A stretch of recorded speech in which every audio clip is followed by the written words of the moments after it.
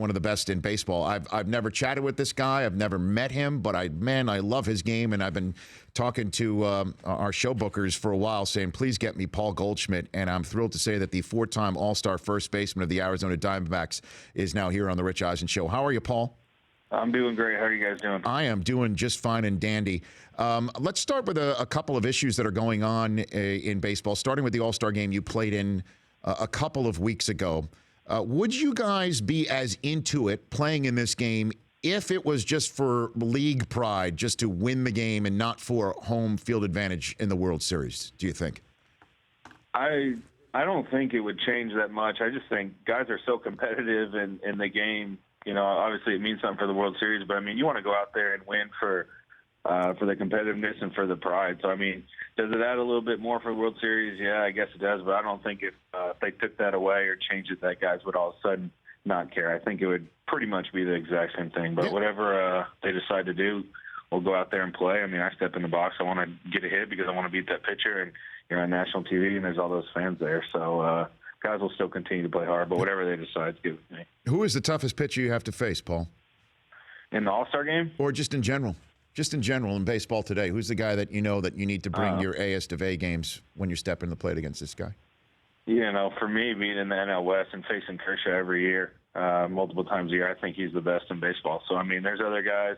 Being an NL guy my whole career, I mean, Arrieta, what he's done the last couple of years, Bumgarner, the competitor that he is. I mean, those three guys, or any of those are good. But I think, you know, just Kershaw's consistency and everything he's been able to do, you know, probably puts him just a little bit above the rest of the guys. Let's talk about your ace teammate in Zach Greinke. What can you tell me about his availability in the short and long term as far as you know it right now, Paul? I don't know. You guys probably know more than I do, so I'm not really sure. Hopefully he's getting back. I'm sure he's working hard. He's a great teammate and a guy that works hard as far as the timetable on that. You know, I hadn't really asked. I just figured he's working hard, and when he's ready, he'll be back, and we'll be happy to have him. 4-time All-Star Paul Goldschmidt joining me here on the Rich Eisen Show. The Chris Sale story, how's that playing in your locker room? Hearing about Chris Sale cutting up jerseys he didn't want to wear.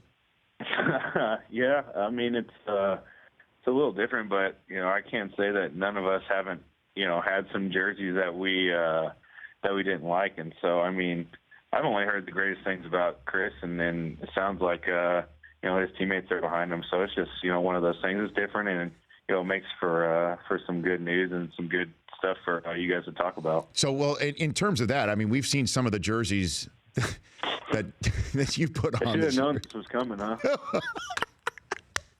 Well, I mean, come on. I mean, we've seen some of the jerseys that you guys are wearing this year. I mean, if I gave you a knife and or a scissor, would you go to work if nobody knew at all, Paul? No, I mean, I think after this, we can't trade for Chris. We can't trade for Sale because he might not, you know, play for us. I don't think he'd have. But, you know, I mean, what we're trying to do, you know, with the uniforms and different jerseys is definitely different. I think, you know, when you do something different, it's going to get some good and bad reactions. So, I mean, is it perfect? Are all of our jerseys perfect? But no, but neither are, you know, their teams. So I think, you know, we'll look back and it'll be something that, you know, I think will be pretty cool to be, you know, and my teammates were part of to be the first ones to kind of reach out in Major League Baseball. And I think it will become a little bit more of the norm. There's no way every team's going to do it, but, you know, it'll be cool to say, hey, we were the first team to kind of do something different. But in all seriousness, though, are some uniforms more constricting than others that, you know, when that thing's hanging in your locker room? I'm not talking about aesthetics, which a lot of people are talking about with your uniforms, that it hangs there and you're like, you know what, this one's a little snug, and I know when I follow through on my swing, et cetera, et cetera. Does something like that really happen? You know, for us, all of them are the exact same. It's just how they look. We do wear, you know, like I've seen the Rockies, and we have our throwback jersey that's a vest, and it just feels a little bit different. But I've never had anyone that's, like, affecting my play. It's just, you know, maybe you put it on and you're like, oh, man, this is a little annoying or something like that. Like we have our throwback vest where it's just a little different where you don't have the sleeves on it. But, I mean, you get used to it. I've never worn a jersey that I was like, man, this is going to affect my play. But, you know, other teams or other jerseys, they may be a little different. So each guy's going to have their own opinion. What do you think about the idea that players get to design their own? One night, you guys all get together, you design your own, sort of, and we can make it like a reality show, sort of like a Project Runway for Major League Baseball, Paul. What do you think of this idea? And then you go out and you wear it one day, and we all as fans vote on who has the best uniforms. What do you think about that idea, Paul? Yeah, I mean, I don't think it's a bad idea. I mean, I think as a player, I'd rather just go out there and play the game and not worry about all the stuff off the field. But, yes, I don't know if anyone would watch if that's the deal. It seems like it's almost more important what happens off the field than what happens on now. So I think the idea is probably good because the fans or the media or whoever else would probably eat it up, and that'll be good for our game. Okay, Paul Goldschmidt joining me here on the Rich Eisen Show. Who was your idol growing up? Who did you have posters of on the wall or try to emulate when you were playing as a young kid, Paul? Yeah, I mean, I grew up in Houston, so anyone that was on the Astros were definitely my favorite players. I mean, guys like Craig Biggio, Jeff Bagwell, definitely when I was younger, and probably a little older. Lance Berkman was kind of the guy on that team that I really looked up to, and guys that I wanted to emulate and try to play like. Not to, I guess, go back to it, but yesterday when we were talking about throwback uniforms, my favorite of all time are the Astros, like the old breakout uniforms, like from the the rainbow and everything. Oh, yeah. Come on. Yeah, that was a little bit before my time, but it's. I think the throwbacks are fun. It adds something different, and I think the biggest thing is the fans like it, and that's what it's for. If we can do something a little different and they like it, then that's good. As far as players, I mean, I don't think guys care too much more than just a superstition if you play good in one jersey over another. And it is what it is. As long as fans are liking it, they'll probably keep doing it. So how'd you get to Texas State? Did you get anybody from major universities knocking on your door at all? Yeah, a lot of the schools, I got recruited by almost every of the big schools in Texas, but it just kind of came down to where they offered scholarships to other guys and not to me. I was probably a little bit down on the pecking order for them, and Texas State came in and went on a visit there. I'd never been there before and didn't really know anything about the school, the town, the university, anything, and went and fell in love with it, loved the coaches, loved the town of San Marcos, and was like, all right, this is where I'm going to go, and I'm thankful I did. I mean, I loved my 3 years there. I had a lot of fun, and it was just a great experience. And so then you finished up, you got your degree at University of Phoenix. Does that mean you get free tickets to Arizona Cardinal games, Paul?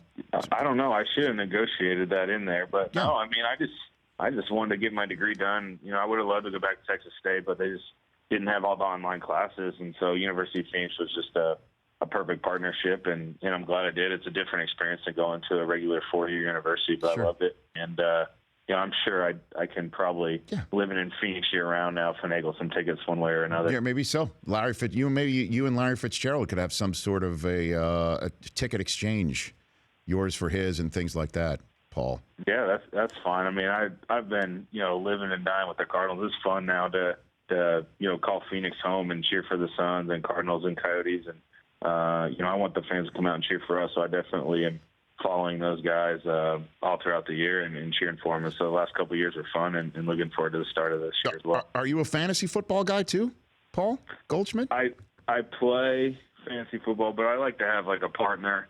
Last year was A.J. Pollock and myself in the Diamondbacks League, and he pretty much runs it, and I just put in my 2 cents. I don't really spend the time to be a serious fantasy football player, and I'm not just about to waste my time or money by finishing in last place. I like to partner up with someone else who wants to kind of run the league, and I'll just kind of, hang on and watch it on Sundays. Well, Paul, if you want, because Eric Hosmer asked me to be his guy, and this, I could just say it's a service that I give only to all-star first basemen for each league. If you want, I'm here. I can be your guy. I can help you. All right, let me keep that in mind. When it comes down, if we need an extra team, maybe I'll split up. But I don't know. Pollock and I did pretty good last year. How so? And we won the regular season. We lost in the playoffs, but we came out ahead. So I'm hoping this year we'll take the next step and win the league. All right, Paul. Well, thanks for calling in. I appreciate it. Before I let you go, is there something you want to say to the Diamondback fans who are looking for a ray of light in a way, and in a season where there were so many high expectations? Is there something you want to just drop to some of the Diamondback fans out there who are listening right now about what to expect? Yeah, I think the only thing I'd say is, we haven't played up to our potential, but we're just going to keep playing hard and try to find a way to play better and kind of right the ship, and hopefully play well these next 2 months and then just carry that forward. So guys are playing as hard as they can. They're trying to find an answer why we haven't played right. Hopefully it'll turn sooner rather than later. Paul, thanks for the time. Really appreciate it. Thanks. Hope to chat soon.